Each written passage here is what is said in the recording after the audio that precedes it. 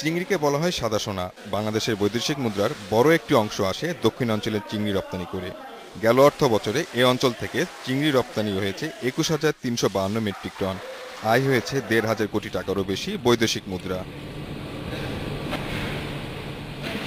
কিন্তু অতিরিক্ত মুনাফার আশায় অসাধু ব্যবসায়ীরা চিংড়ির ওজন বাড়াতে ব্যবহার করছেন নানা ধরনের অপদ্রব্য। বারবার অভিযান চালানো হলেও বন্ধ করা যাচ্ছে না এসব অপদ্রব্য ব্যবহার।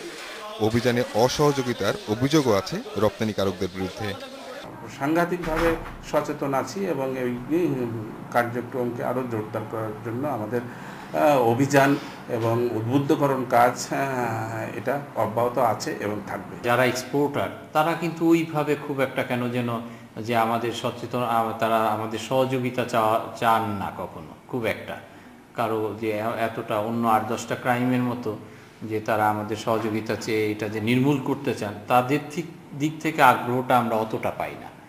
এদিকে চিংড়িতে অপদ্রব্য ব্যবহার বন্ধ না করলে পারলে দ্রুতই আন্তর্জাতিক বাজারে বাংলাদেশ সুনাম হারাবে বলে মনে করেন রপ্তানিকারকেরা।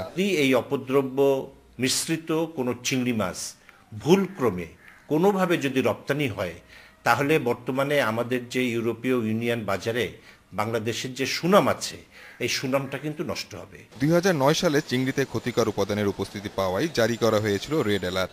ইউরোপে রপ্তানি বন্ধ ছিল ৮ মাস।